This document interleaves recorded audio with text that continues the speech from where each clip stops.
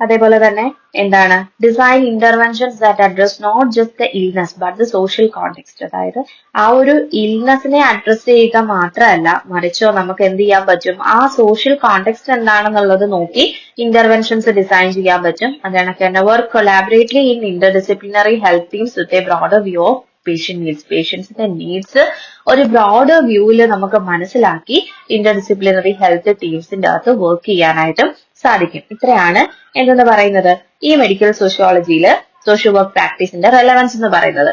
Okay, നമുക്ക് just ഒരു example നോക്കാവേ. Example ആയിട്ട് പറഞ്ഞേക്കുന്നതെന്ന് വെച്ചാല് ഈ ലോ ഇൻകം ഏരിയാസിലുള്ള ആൾക്കാര്, അപ്പൊ അവിടെയുള്ള ആൾക്കാരുടെ ഹെൽത്ത് ഔട്ട്കംസ് എന്ന് പറയുന്നത് വേഴ്സൺ ആയിരിക്കും. കാരണം എപ്പോഴും എന്തായിരിക്കും, അവരുടെ സർവീസസിനുള്ള ആക്സസ് ലിമിറ്റഡ് ആയിരിക്കും. നമുക്കറിയാം സ്ലം ഏരിയാസിലൊക്കെ ഉള്ളവരുടെ ഒരു ലൈഫ് സ്റ്റൈൽ ആയിരിക്കത്തില്ല ചിലപ്പം നോർമൽ സിറ്റീസിലുള്ള ആൾക്കാരുടെ. അപ്പോൾ ആ ഒരു ഡിഫറൻസ് അവിടെ ഉണ്ടായിരിക്കും. അപ്പൊ അത് നമുക്ക് മനസ്സിലാക്കാനായിട്ട് സാധിക്കും. ആ ഒരു കൺസെപ്റ്റിനെ നമുക്ക് എക്സ്പ്ലെയിൻ ചെയ്യാനായിട്ട് സാധിക്കും. ക്ലിയർ ആണല്ലോ? ഞാൻ പറഞ്ഞ സെയിം സാധനം തന്നെ നമ്മുടെ ഇതെന്ന് പറയുന്നത് സിസ്റ്റം അപ്രോച്ച് ആണ്. സിസ്റ്റം അപ്രോച്ചിന്റെ അത് നമ്മൾ ഡിഫറെന്റ് സിസ്റ്റംസ് കണക്ട് ചെയ്തിട്ടാണ് ഒരു ഫംഗ്ഷൻ നടക്കുന്നതെന്ന് പറഞ്ഞു. അതിന് മൊത്തത്തില് കുറച്ച് സ്റ്റെപ്സ് ഉണ്ടെന്ന് പറഞ്ഞു. ആ സ്റ്റെപ്സ് ഞാൻ ഒന്നുകൂടെ ഡീറ്റെയിൽ ചെയ്യാം. First one, identify the core problem. Second, core problem identify ചെയ്തതിനു ശേഷം ഇൻഫർമേഷൻ മൾട്ടിപ്പിൾ സോഴ്സുകളിൽ നിന്ന് ഇൻഫർമേഷൻ കളക്ട് ചെയ്യുന്നു. അതിനുശേഷം ഇൻഡിവിജ്വലിനെ മാത്രം അസസ് ചെയ്യുന്നു. 4 ലെവലിൽ നമ്മൾ അസസ് ചെയ്യുമെന്ന് പറഞ്ഞു. ഇൻഡിവിജ്വൽ ലെവലിൽ അസസ് ചെയ്യുന്നു, ഫാമിലി സിസ്റ്റത്തിൽ അസസ് ചെയ്യുന്നു, കമ്മ്യൂണിറ്റി സിസ്റ്റത്തിൽ അസസ് ചെയ്യുന്നു. അതിനുശേഷം ഇൻസ്റ്റിറ്റ്യൂഷണൽ അല്ലെങ്കിൽ എന്തെങ്കിലും പോളിസി ഫാക്ടേഴ്സ് ഉണ്ടോ എന്ന് നോക്കുന്നു. ദെൻ ഇന്ററാക്ഷൻസും ഫീഡ്ബാക്ക് ലൂപ്സും നോക്കുന്നു. പ്രോബ്ലംസിനെ പ്രയോറിറ്റൈസ് ചെയ്തിട്ട് plan interventions at multiple levels and finally എന്ത് ചെയ്യുന്നു, review, monitor and modify.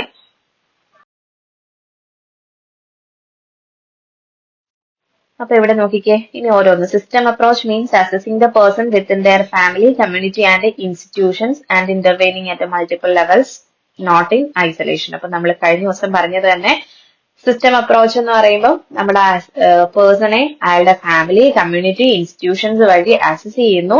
Interventions multiple ലെവൽസിൽ കൊടുക്കുന്നു. ഒരു ഐസൊലേറ്റഡ് രീതിയിലല്ല ഒരിക്കലും എന്ത് കൊടുക്കുന്നത്, നമ്മൾ ഇന്റർവെൻഷൻസ് കൊടുക്കുന്നത് അല്ലെങ്കിൽ ഇന്റർവെയിൻ ചെയ്ത് എടുക്കുന്നത്.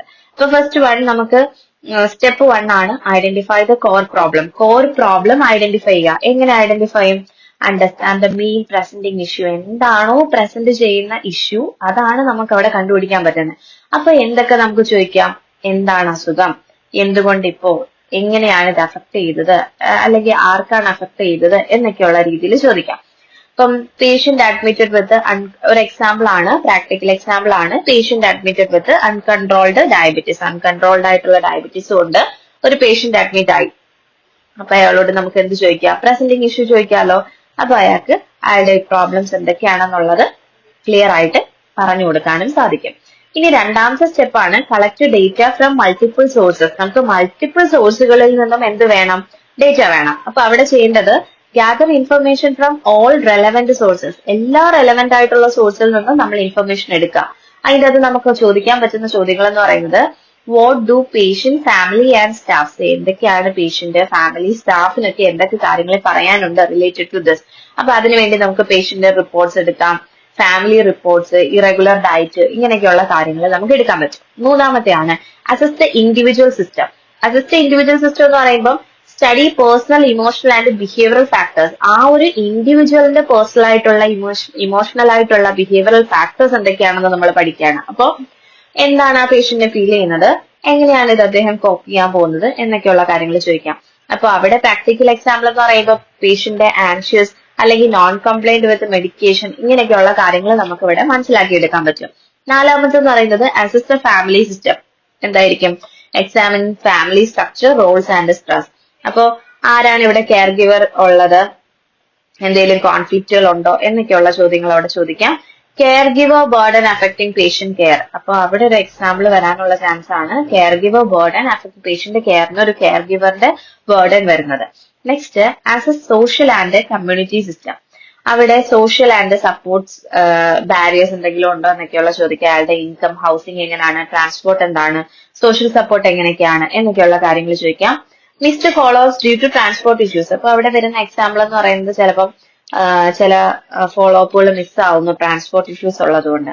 ആറാമത്തെ സ്റ്റെപ്പ് എന്ന് പറയുന്നത് assess institutional and policy factors, അതായത് review health care and policy influence ആണ് അവിടെ നടക്കുന്നത്. ആർ സർവീസസ് ആക്സസിബിൾ ആണോ, ഇനി സ്കീം കവറേജ് എന്തെങ്കിലും ഉണ്ടോ എന്നൊക്കെയുള്ള കാര്യങ്ങൾ ചോദിക്കാം. Patient not enrolled in Ayushman Bharat, അവിടെ ഒരു എക്സാമ്പിൾ വരികയാണെങ്കിൽ എന്താ പറയാൻ പറ്റുന്നത്, ഏതെങ്കിലും ഒരു സ്കീമിൽ എൻറോൾഡ് അല്ലാത്തൊരു പേഷ്യന്റ്. ഓക്കെ, പോയിന്റ് എന്ന് പറയുന്നത് identify interactions and feedback loops. അപ്പൊ അവിടെ എങ്ങനെയാണ് ഓരോ സിസ്റ്റംസും കണക്ട് ചെയ്തിരിക്കുന്നത്, അതായത് ആ പേഴ്സൺ, ഫാമിലി, റിലേഷൻഷിപ്പ്, സൊസൈറ്റി എന്ന് പറയുന്ന പല സിസ്റ്റംസുമായിട്ട് എങ്ങനെയാണ് അഫക്ട് ചെയ്തിരിക്കുന്നത് നോക്കാം.